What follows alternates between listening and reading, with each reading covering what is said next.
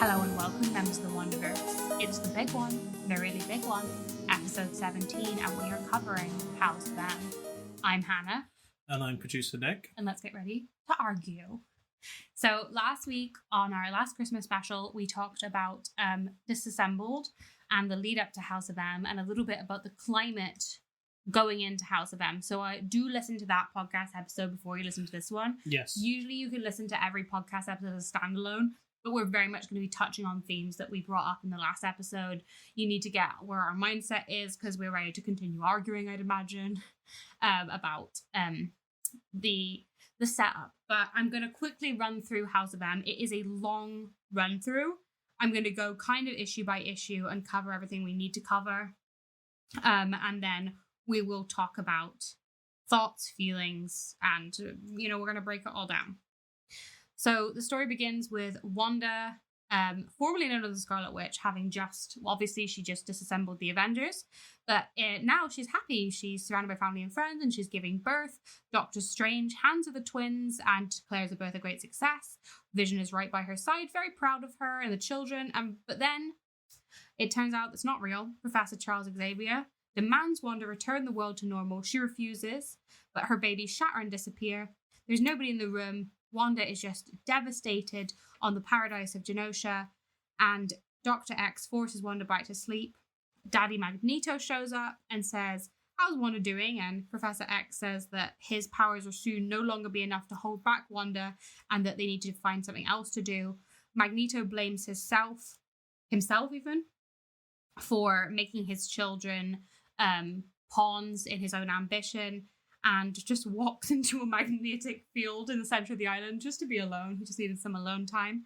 Meanwhile, Xavier arranges a council of superheroes to decide what they're going to do about Wanda. He calls on the Avengers, the X-Men, and several lone heroes. And at the top of Avengers Tower, they all kind of decide what they're going to do. Emma Frost decides kind of that the only way to stop Wanda is to put her down. And Captain America is like, there's no way that we're going to kill our best mate, even if she did just do atrocities. And Wolverine wants to put her down as well. A lot of the X-Men want to put her down, but they're not her teammates. That kind of makes sense. That's basically the thing. It was an X-Men versus Avengers thing, where the Avengers basically were like, we're not putting down a team member, and the X-Men were like, well, we want to. Yeah, they were like, let's just do it. Because basically they see it as, if she carries on like she is, it's going to send human and mutant relations back to the Stone Age, which they got a point. But putting her down, I don't think is the way to do it. And then they're like, oh, no, we need to talk to her in person before we make any decisions. Meanwhile, Quicksilver shows up and he's like, hey, I was just in New York and they want to kill Wanda. And Magneto is like, I don't really know what to do. And Quicksilver is he's sobbing. He's not happy. He's not really feeling it. And Magneto's just like, oh, what shall we do? Xavier takes the two groups to Genosha, and suddenly Wanda's not there anymore. Suddenly the members of the group start to disappear one by one. Spider-Man's the last one. Yeah, he's like, oh no. It's very much giving. Yeah. It is giving Snap vibes. And then White Flash. The end of issue 1. Going into issue 2, suddenly the world's all changed. And Spider-Man is married to Gwen Stacy. Cyclops is married to Emma Frost, so lots of marriages. Doctor Strange is a psychologist. Steve Rogers is old. Captain Marvel is the most beloved superhero. And we see little bits of their lives. It's kind of like an idealized version of that universe. Meanwhile, Wolverine is in charge of S.H.I.E.L.D., and he wakes up aboard a helicarrier next to Mystique, and unlike everybody else, Wolverine remembers what's going on. That is all of issue 2, kind of summarized as quickly as I could. Pretty much, yeah. And then in issue 2, Wolverine decides to try and work out what's going on, and he finds out that mutants are in charge rather than humans, and he tries to find Professor Xavier and the school, but no one remembers Professor Xavier, and so he tries to find either Peter Parker or Tony Stark. However, he finds that he can't get into Stark Tower, and he escapes to be contacted by Luke Cage, and he is transported to the Human Resistance Movement, and he is then threatened by Hawkeye. who's dead. Yes, which Honestly, like when I was as it's been a long time since I read this, and I gotta say, like, that was genuinely shocking. Like for me, knowing that Hawkeye was dead, I hadn't read Disassembled back then, but like I knew that he was gone. So that's a genuine good. I think I would have been shocked had I read it back in the day. Yeah. Obviously, I caught up with this much later, and I kind of already knew the plot before I read it. So I think this would have been like a bombshell moment for people reading it at the time. And that is basically issue 3 as fast as I can physically get through it. Then in issue 4, Wolverine basically tells everybody kind of what happened in his world, that like Hawkeye and Vision and everybody are dead, and that he sort of wonders if he was wiped because he already went under memory wipes. He's now kind of resistant to memory wipes. No, sorry. Got that wrong. Sorry, my notes are a bit jumbled. He theorizes that because his entire personal history was wiped clean under Weapon X program, he now remembers everything because that's what he wanted the most, and everybody around him is getting what they want the most. Yes. So he theorizes that Magneto used his daughter to give everyone what they wanted so that he could have world domination, is his theory. And then Luke Cage asks how Magnus knows what they wanted, and Logan theorizes that Charles Xavier, who Magneto had kidnapped, would have the power to ascertain these desires. When Wolverine questions if they know what he's talking about, they say yes. And they ask why he would believe them. He's presented with this girl called Layla Miller, a mutant in the alternative world, who woke up to realize that she had the power to show people the real world. So she's a mutant who could show them the real world. And Wolverine decides that the best way to proceed is to get everyone together to kill Magneto and the rest of the House of M. The House of M, of course, being Wanda, Lorna, Pietro. And then is his regular daughter also alive in this? Can't remember. Wolverine asks the young girl known as Layla Miller to enlighten Emma Frost as she had done with Luke Cage. It is still unknown why Layla remembers, but she realizes that she's the mutant to see alteration. Her ability is to see alterations in reality, and that is essentially, I think, all of issue 4, unless there's pretty much. The waking up of Emma Frost is quite good.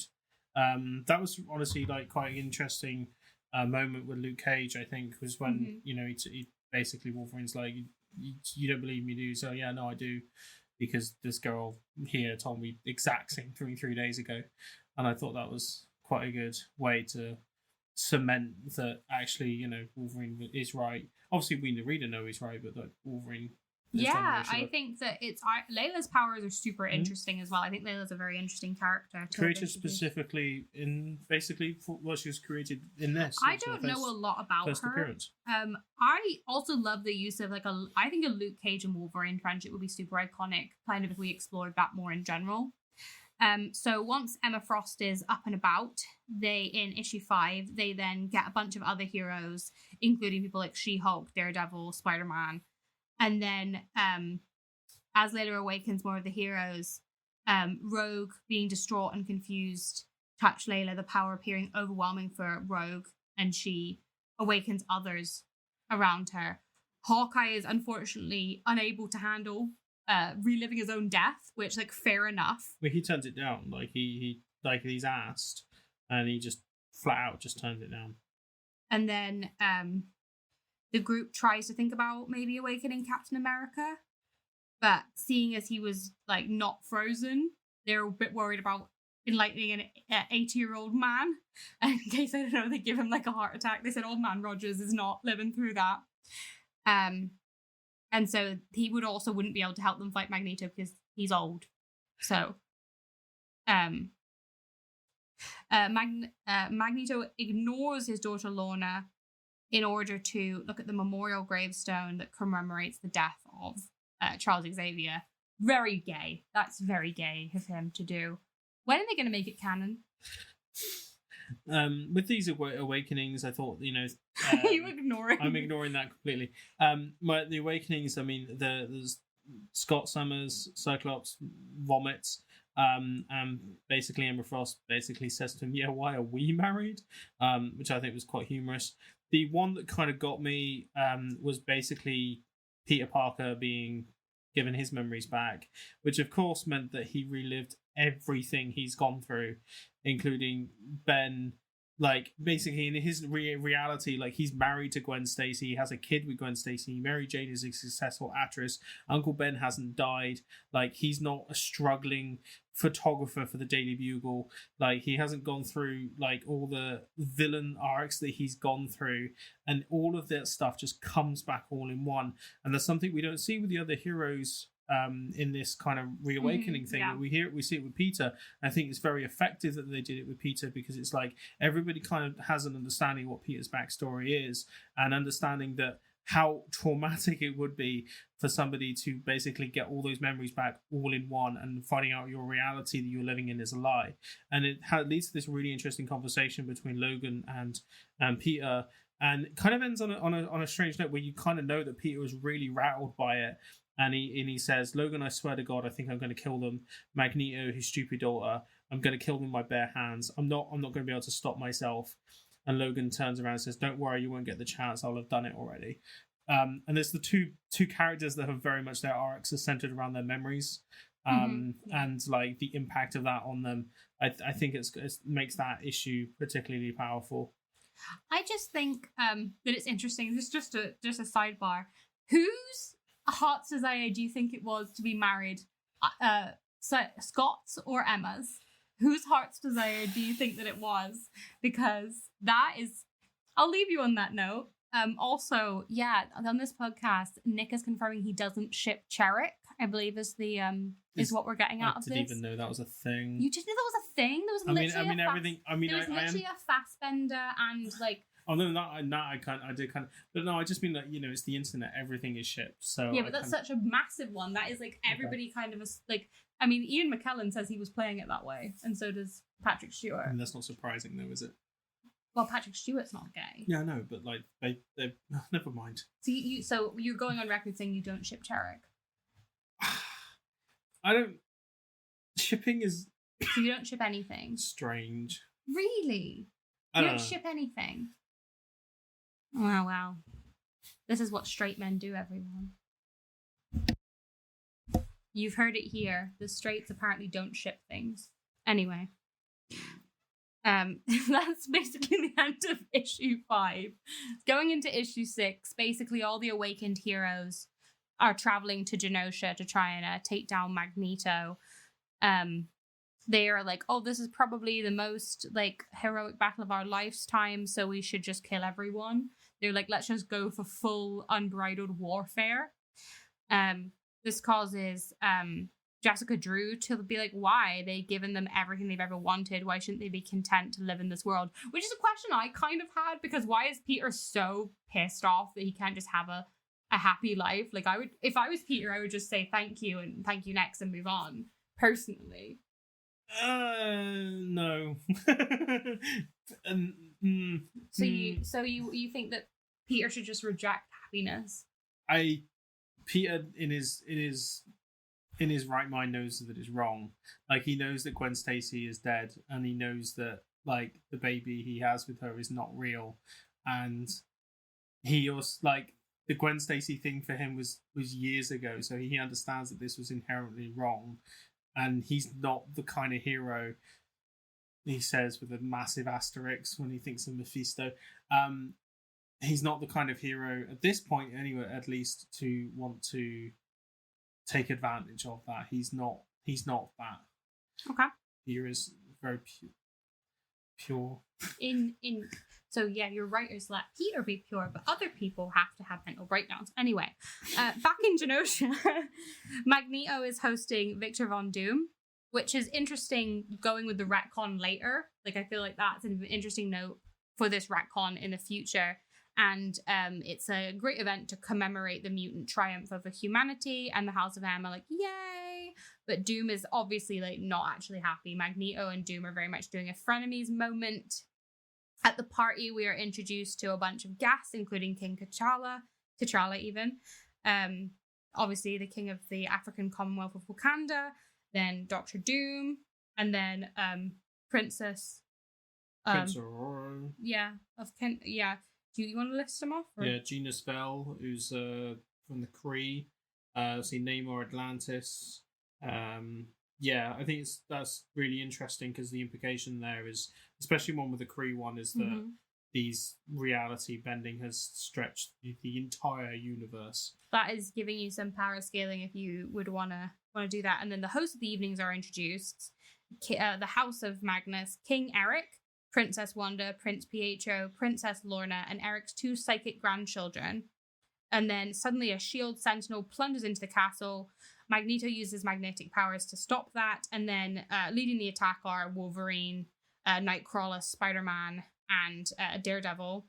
And from the back, Cyclops calls out Magneto's real name. When he turns, he immediately unleashes a furious optic blast, apparently vaporizing Magneto on the spot.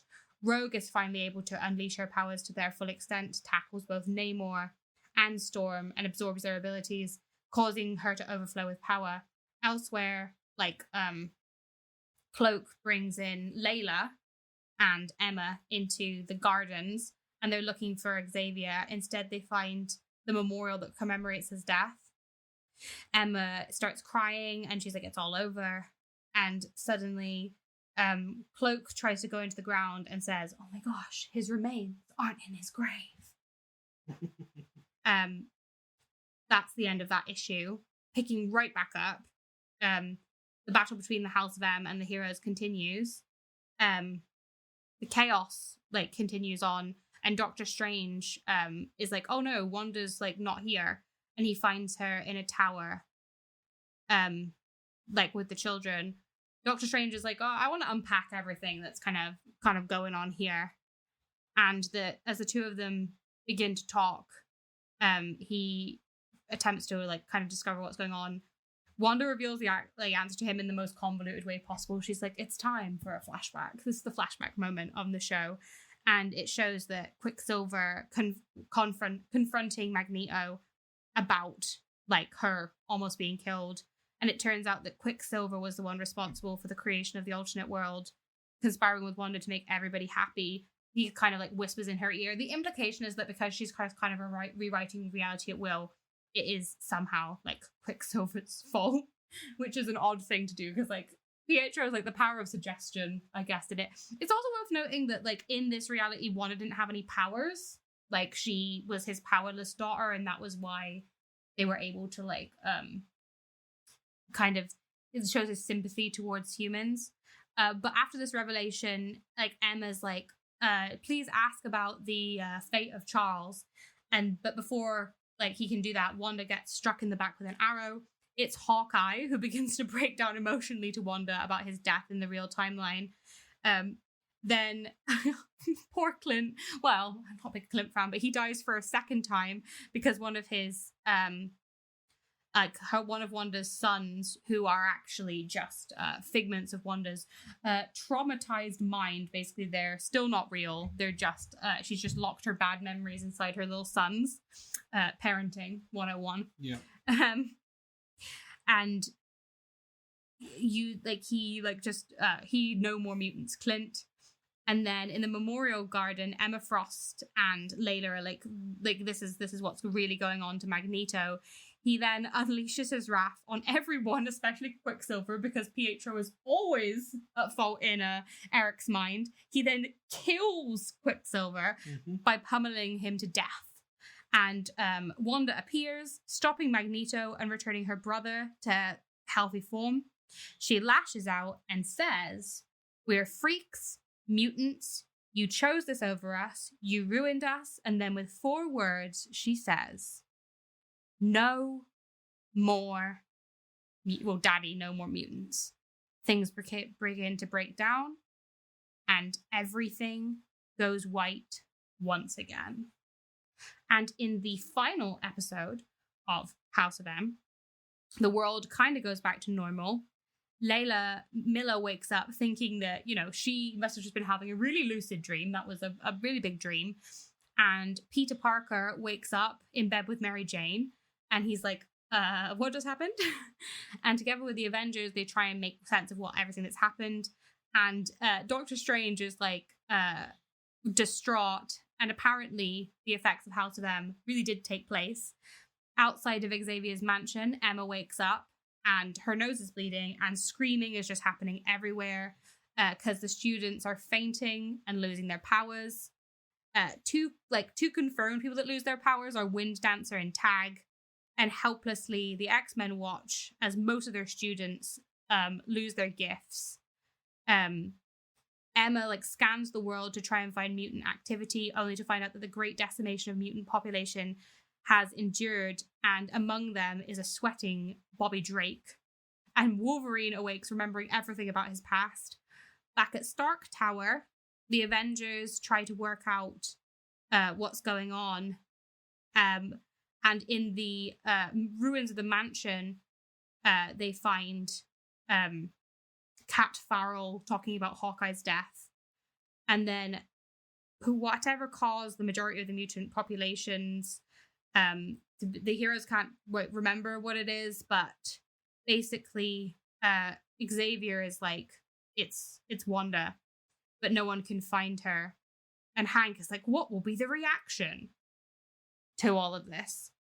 And so that's kind of how House of M goes down to the fastest ability of my brain. I was working from notes that I made that were a little bit jumbled, so I'm sorry if that was. I was rereading it and making notes. The last issue, a couple of things I just want to say about the last issue. Of course. So Peter asks Doctor Strange. He says, "Could you just use some magic whammy on me so I just totally forget what happened?" That's not how magic works. Yeah, well, I'm giving you permission to go right in there and scoop it out. Strange says, "I can't. I'm sorry." And Peter just screams, "I said, take it out." Again, we're really kind of seeing the toll that this is going to take on somebody. Hawkeye is kind of implied to be alive. Yeah. Which I think was quite cool. With pinning up his old costume with the arrows. And kind of the last kind of moments where it's, that them just talking about, Wolverine jumps Magneto and is like, "You've lost your ability of metal, I've not lost mine," which I think was quite a good line. And then, we kind of get this nice image of Wanda just chilling out in the countryside, and then it kind of like in her village. Yeah, the village zooms out of the earth, and the line is it's Sir Isaac Newton's third law of physics. Everyone knows it. For every action, there is an equal and opposite reaction. So I'm asking, what will be their reaction?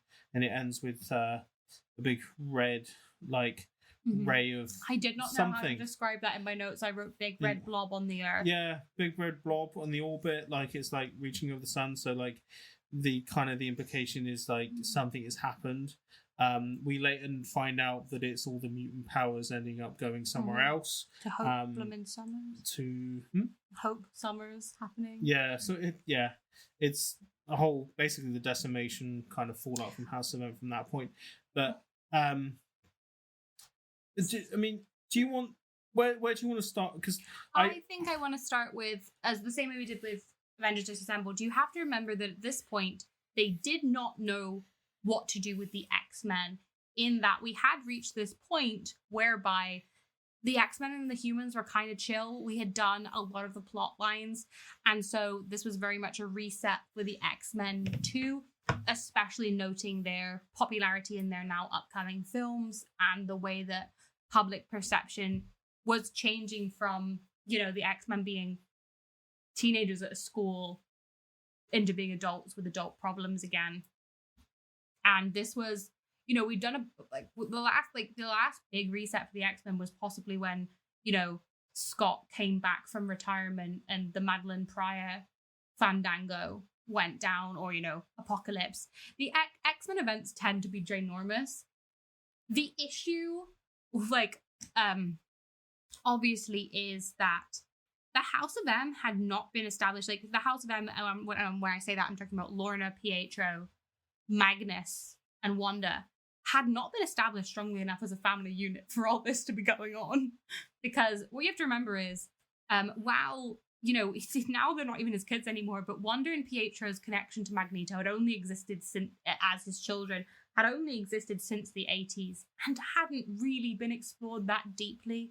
They would go backwards and forwards on whether or not Wanda and or Eric cared, and Pietro. Pietro usually hates Eric, though. There's never been really any movement on that, but they did not have a lot of family moments to bond over. So this suddenly, like, Daddy, this is all your fault from Wanda is very kind of out of there.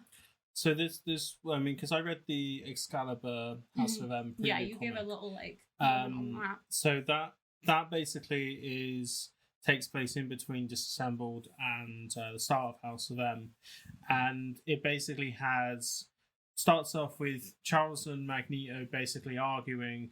Charles is really like #pissed off about Magneto just showing up with showing up to the Avengers, making himself known, because at this point the Avengers and everybody thought he was dead. Magneto was dead, and it turned out to be a clone. Yeah, so Joseph Fandango, then the clone got beheaded. Yeah, and Jean died. When isn't Jean dead? So yeah, I read a bit of Excalibur, like the precursor. I've seen the panels, but I don't think I've ever actually read it. Started.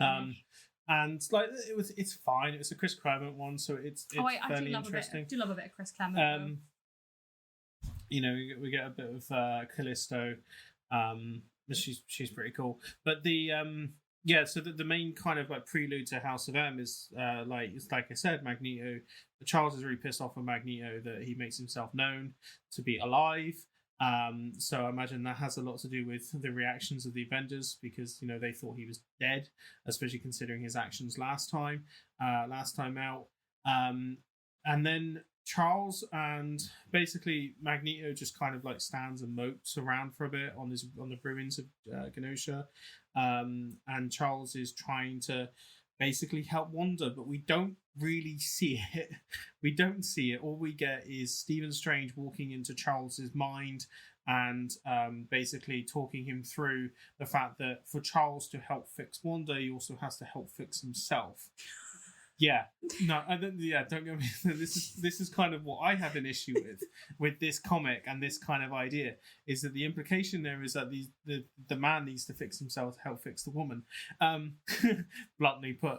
And we get this little flashback memory of Magneto next to Wanda, who's passed out on the bed, and he's basically pouring his heart out to her, and basically saying along the lines of like, I shouldn't have done what I did as a father, and basically trauma dumps on Wanda as she's passed out. And I can imagine, because it's Wanda, you know, all this kind of gets absorbed into her subconscious and might lead her to the decision that she's made to go with, you know, the end up without no more mutants, because at the end of the day she's blaming Magneto, but Magneto has himself been placing the blame upon himself and presenting that to Wanda. And it kind of ends with, like I said, Doctor Strange and basically Charles turning around and saying, you know, like, you know, I needed to fix myself, and you need to like do something about it. Now the final kind of the final panel, which I think was quite interesting. This is the final kind of page. And Strange, after dreamwalking, Strange asks Charles what he's learned, and Charles says that some of us hold on to guilt and shame far too long. There's a strange security in misery. It's almost comfortable taking the risk of moving on. That's terrifying. Applies to Eric, applies to me. For Eric, it's always been about family, building a home, a world where he can be safe, where he need never again feel afraid. It always gets twisted because the child in him can't escape those nightmares and wants revenge. And then Stephen replies, you could just as easily be describing Wanda. Oh my god. The levels to which, like, my beef with Stephen Strange is so deep at this point. Like, Matt, sir, when did you become a psychiatrist and retire? Like, we did in House of M. He was a psychiatrist in House of M. Like, literally retire. I can't believe, like, whenever, like, it is literally one of my most commented things. I want House of M to happen. When is House of M gonna happen in the MCU? First off, No. if Wanda did House of M with her current backstory, the issue with the mutant retcon is that this is just like genocide. It's just terrorism because she's not a mutant anymore. So her doing no more mutants actually makes no sense whatsoever anymore, because a lot of Wanda's pain and backstory, and again, because of where we are in the comics now, it gets forgotten. But being a mutant was a huge part of Wanda's story, and like a lot of times she in the comics is like the main reason that she falls in love with Vision is that he feels other and she feels other. And so the retcon, which we will also, I'm sure, do, like that will only be me spitting bile, but you cannot have House of M anymore unless they are willing to make Wanda a mutant again. And like, it's just I believe that the reason Wanda was chosen for House of M is that she was the only non-X-Men major mutant, like, in Marvel Comics. She is one of the only mutants to have never been an X-Men in canon. And I think they wanted a non-X-Men member to do No More Mutants. Because in terms of Wanda's character arc, her and the mutants have nothing to do with each other. Like, and so it is such a bizarre plotline to have chosen for her. The conversation with Strange and Steve, and it's not Steve. Conversation with Strange and Charles very much ends up on them saying that, you know, the force that drives both Magneto, Eric, and Wanda is love, and that's, you know, very profound and very like primal, and you know, they say that combine their power with such passion, anything is possible. And Charles finishes up saying even redemption. That prelude comic kind of ends up on a hopeful note. I think these comics do they try to drop a little bit of wisdom, they try to drop a bit of danger, and then it's, you know, a bit of hope at the end.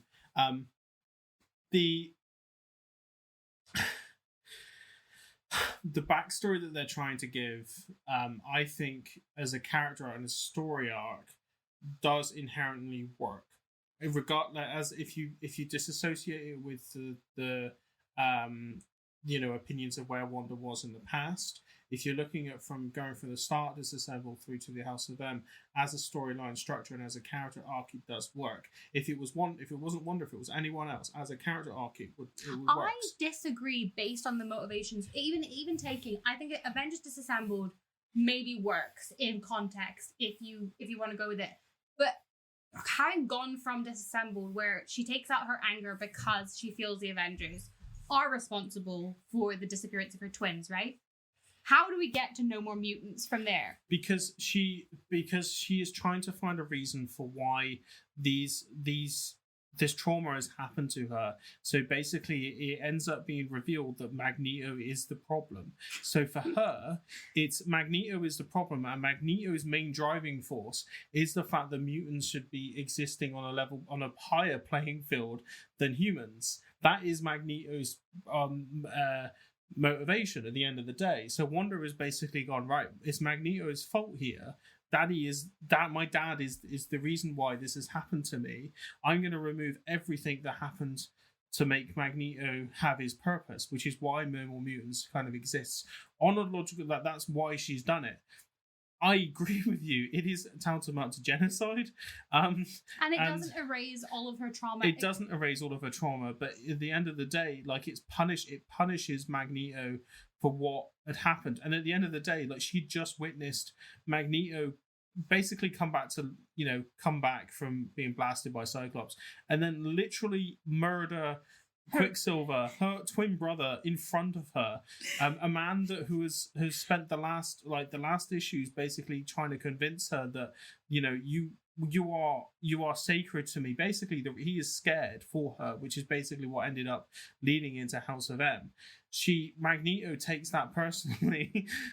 He does the Michael Jordan, and I took that personally, and basically kills Pietro, and Wanda sees it. Sidebar, very recently Magneto was like, and I stick by it, you should have stayed dead.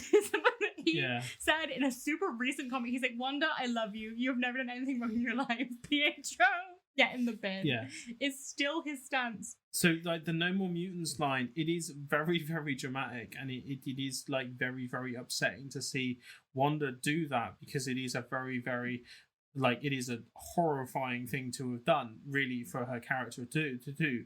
But in the context of these issues, I'm not talking about her characteristics, I'm talking about these issues in particular, because at the end of the day, this has got to attract readers that are, you know, come in and out. And Brian Michael Bendis speaks about this in an interview in the House of M1 Director's Cut at the time in 2004. He says his very much intention is for readers to approach this as, you don't need any backstory. This is an in. You need to come in. You can come in at this point and this point alone. So he is constructing this character arc from the start to the get-go. So it makes sense for the fact that Pietro is the one that convinced Wanda for this to happen. Magneto takes that personally, murders Pietro. Wanda wants to punish him because she sees it as the reason. She sees the murder as, you know, obviously horrifying for her to witness, and also the fact that she has come to the realization that Magneto is the reason for her trauma. So she has gone, right, you know what, Magneto, F you, I'm going to just strip you from everything that caused all these issues, which are mutant kind, which is why she's... I'm about to argue that is taking a character. You don't get to do that. Peter Parker's trauma would never be treated in the same way, as in no one would ever be like, you can just come into this comic and Pete, you have to forget Uncle Ben is dead. You have to forget everything about Peter Parker's characterization. It's fine to completely, like, destroy him when Wanda has always put the Avengers first. And it's fine to dismiss all that. It's fine that she would never... Like, she is a force of good. She is the moral heart of the team for so long in the comics. It's fine to put all that aside because casual readers don't care. So that's fine if it's fine if it's Wanda. But if this was Peter, then they would never do that. It would never happen to Steve Rogers. It would never happen to Pete. It would never happen to Steve Rogers. It would never happen. It wouldn't happen to goddamn Hawkeye. Three words for you. One more day. Oh yeah, but you hate that. I do hate that. I mean, at the end of the day, like, one more day happened. Like, can you break it down in like 4 sentences for people that don't know? Aunt May was shot by a sniper. Peter was offered a chance by Mephisto to basically gain back, like, all these lost opportunities, and basically Mephisto owned Peter's soul in return for all the good things in Peter's life to basically happen, and basically all the bad things, most of the bad things, to be undone. I despise that story. That is nowhere near the same as what happened to Wanda. Peter wasn't committing genocide because his brother got killed. Wanda would never. Wanda has watched Pietro get almost beaten to death so many times before, and so to take this away from her, she was treating her as a throwaway character, and we see that because she got thrown away for 10 years. No. I was kind of shocked. After reading House of M, I was like, right, what's next? What's next for Wanda? Because I legitimately don't know. I was like, what's next for Wanda? And I look and it's, House of M was what, 2004, 2005? Mm-hmm. Oh, look, Children's Crusade. Okay, when did that come out? 2011. Yeah. I was like, wait, what? She was benched for 6 years? Mm-hmm. Like, her only appearance, basically, she shows up once in a Beast comic where she's basically like really mysterious to him, and she's like, oh, wouldn't change anything, the sands of time. Or the one where she bangs Clint. She has no memories, and she implies that her Aunt Agatha is in like the next room, so they can't be too loud. It's an NSFW comic, which I do own, where like Clint bangs Wanda, which is such a weird inclusion of her. Obviously, she misses out on Civil War. She's not in Civil War. Good for her, to be honest. Good for her. Like, she deserves that. She deserves to get out of Civil War. But then she shows back up in Children's Crusade, and they're like, how the heck do we redeem this woman? Everyone tries to kill her, and then Dr. Doom's like, haha, it was me the whole time. We'll get into Children's Crusade in the new year. But yeah, they had no way of this. Essentially almost wrote Wanda out of, and it's why they almost like it's why her character, and poor Quicksilver has been so sidelined. He got a whole comic arc after. He's so desperate to become a mutant again that he tries to do Terrigen crystals. Like he goes on meth, basically, the whole 9 yards. But this destroyed those two characters because they were like for so long. And I don't understand why people glamorize this comic, because if you actually read it, Wanda has so little agency in her own storyline because all of it is just like, she's crazy. She's crazy. Her only role in this is because at the end of the day, like, Wanda is initially presented as a human. She is the famous human daughter of the King of the Mutants, basically, and like that's her presentation. Obviously, the reveal is that no, that's actually just an image that she's just given to the public to make her out of the public eye so she can spend as much time as she wants with her children. And like that is her role. She is just a mother who wants to protect. And yes, that is a very, very core, simple idea. And they do go very, very simple with it, and they don't really go anywhere with it. All of her motivations are from that. Wanda could be anyone in this arc. She could be they're like in House of M itself, you could replace her with any character and it would be the same thing because she is only there to serve the men in the storyline. Emma has a much better role to play. If you want to talk about who is the star of House of M, Emma Frost is the star of House of M. And obviously Logan and Spider-Man, because they were the two most popular characters at the time. Yeah. Like, you see obviously House of M is a cross-thing saga, but Steve Rogers is sidelined. Like, Tony just basically doesn't appear. This is very much who is our most popular characters right now, and also Emma Frost. Fantastic Four don't show up. They're nowhere not to be here. seen. Like, it is very, yeah. No, I understand the issues with what you're saying with Wanda as a character. I don't like House of M, and I'm not, and I've been trying to play the other argument. Called good television. Well, good podcasting, good podcasting. I got you guys didn't see it, but there was very much a lot of finger pointing going on at one point. But the core of the matter is, like, I don't like House of M very much. I think I'm interested to read, because this takes place in an alternate timeline, so this is another multiverse. I'm interested to kind of see what this multiverse looks like, because there are more comics that take place in the House of M storyline that you can kind of like of dip into. There was even a Civil War storyline that happened in House of M. I'm kind of interested a little bit, but it doesn't really go as far as, I need to like pick it up now. I think it's very interesting they kept Jean out of this storyline completely for a good reason. But, she was dead. Well, yeah, but they kept her. There's a reason why Jean, as mind reading all over the shop. I mean, Emma Frost as well. Like, her powers are very, very strong. So I mean, if you could, it is interesting that they've done that. I think at the end of the day, like, you don't like this storyline and disassemble storyline because it very much simplifies Wanda into woman hysteria, woman mother, woman cry. Basically, that's the end of it. Yeah, that's the core. I'm assuming that's the core of your argument. Also, just I think that, which is not good. No. I just think that there were other ways of pulling off the same thing and not falling into the tropes that had so already been repeated, especially with Jean. This feels like you could replace Wanda with Jean very, very easily, or Madeline Pryor, or any of the other redheaded hysterical women. Obviously, Wanda's brunette in this, but like, I do think that like it's been done, and I think that you could have. I mean, there's Vision has his own mental breakdown in the Visions, and like goes off the rails and does like atrocities too. Obviously, superheroes have often gone off the rails and done atrocities because you have to, when the world is infinite, you have to keep writing issues. Things have to happen. I think that the justification was very weak based on the fact they had already wrapped up the twins plotline before we'd done that. It's been done. I just, my main issue is actually the glamorization post and the way it left Wanda's character to continue onwards, and the fact that I cannot get people to stop saying they want to see it adapted. And I just, especially now, unless they are willing to make Wanda a mutant again, No More Mutants cannot happen without it being a hate crime. One of the things that Brian Michael Bendis says in this interview, this is the 2004 Hype interview. He says, "I absolutely adore the characters I write, but I want to make them interesting. I love Matt Murdock, but Daredevil, the back rub issue, doesn't make for an interesting story. You have to put characters through hard times and rough situations if you want them to be interesting. Otherwise, who cares about them?"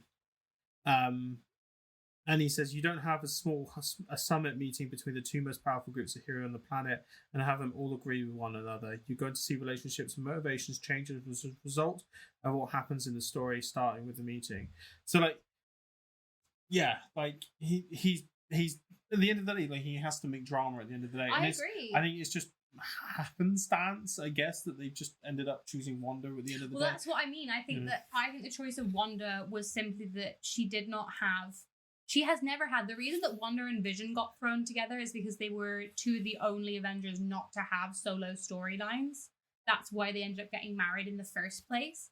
And I think that there has been a history of not managing to find a massive place for Wanda as an Avenger. Obviously, Natasha is the seductress, and so she has had relationships with almost everyone. And then Janet was the wife. You know, she came in married to Hank. Obviously, they did get divorced, but we already had a wife. And then, obviously, we got the Wanda and Vision, the domestic years, and then that was really hated, so they broke up. And then after that, they were like, okay, she's a witch, so we're going to do the witch storyline. But they never fully committed to that. And like I said, I do think that Marvel Comics has always struggled with mutants who aren't in the X-Men. And so I think that Wanda was chosen purely because she's never really been an X-Man.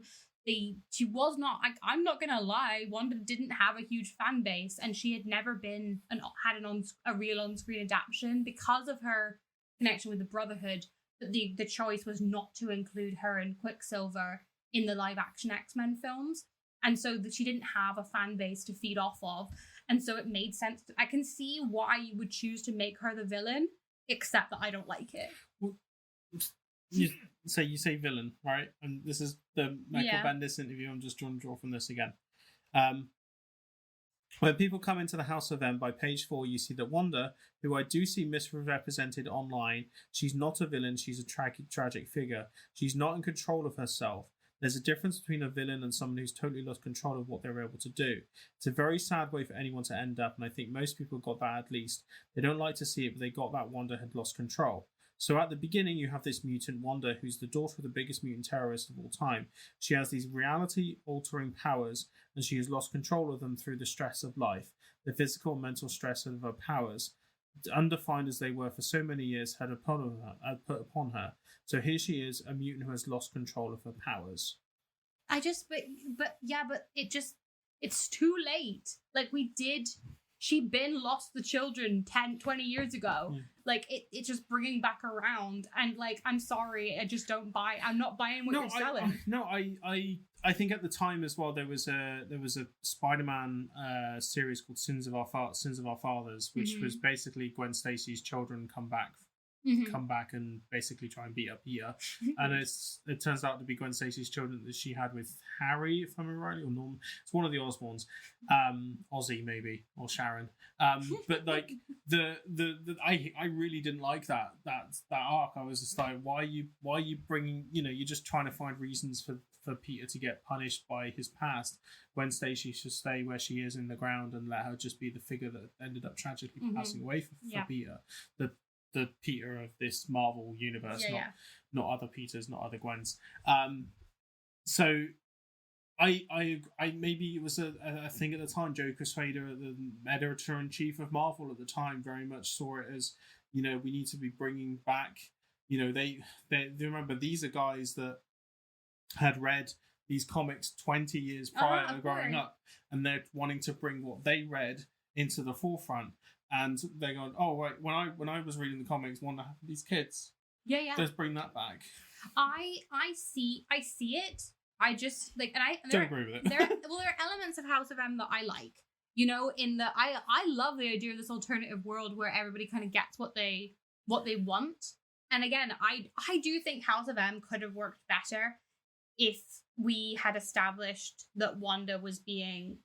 As much as I don't love woman is manipulated into doing bad things, I just don't think there was enough motivation there, especially because we had not built up that familial relationship between her and Eric enough to warrant this. It almost does not appear, like, other than the seduction of Magneto, like, it just isn't, like, a big deal. And so I think that needed to be more earned. They never really bothered to earn, while it was canon, They are working much harder to bring the Magnet family together now than they ever did when they were actually related. They should just recanonize him as their father, so they can actually do that work. I think that it's about time that they just undid the retcon in general, especially because of the popularity of No More Mutants. Because if they do that with her not as a mutant, I'm gonna write letters. I'm gonna write a really strongly worded letter about it. And it has forever defined her character and has fundamentally reshaped the way people talk about her in general, because it is the biggest storyline she's probably ever had. Because before, her biggest storyline was, of course, her romance with Vision and moving to the suburbs. House of M, obviously we did the whole Mutant Redeemer arc. We have very much, finally, I think, put House of M to bed in the comics. I hope that we have put House of M to bed with the Trial of Magneto arc, where she was the mutant savior. That's so that's just after the Jonathan Hickman Dawn of X run, isn't it? Yeah. So that's that's the run I really want to read, because I love Jonathan Hickman's Some Avengers. of the variant covers of that are on my dream list. Jonathan Hickman's Fantastic Four run is honestly astonishing.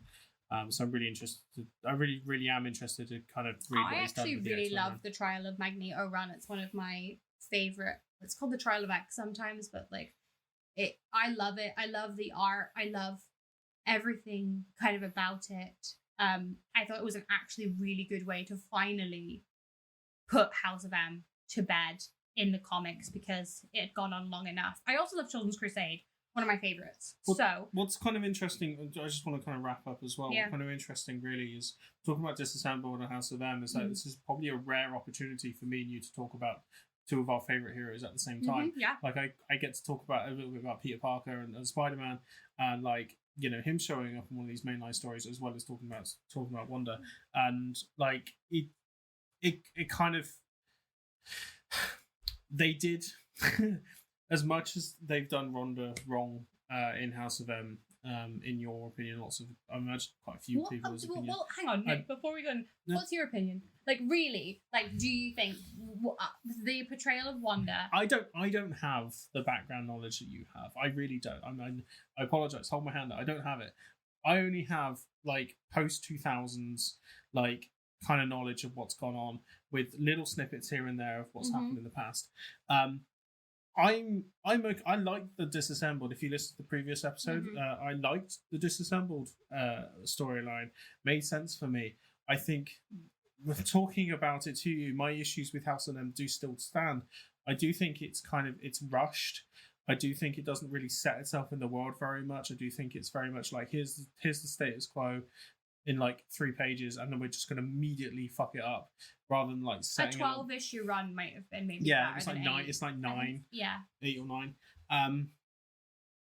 And I really, I'm probably going to end up trying to find the House of M Spider-Man comic, where like he's ended up reabsorbing all these memories again, because like I really like that idea of like Peter's really pissed off about what's happened to him, and rightfully so. I think the House of M comic, I think it's got a reputation which is much higher than it should be.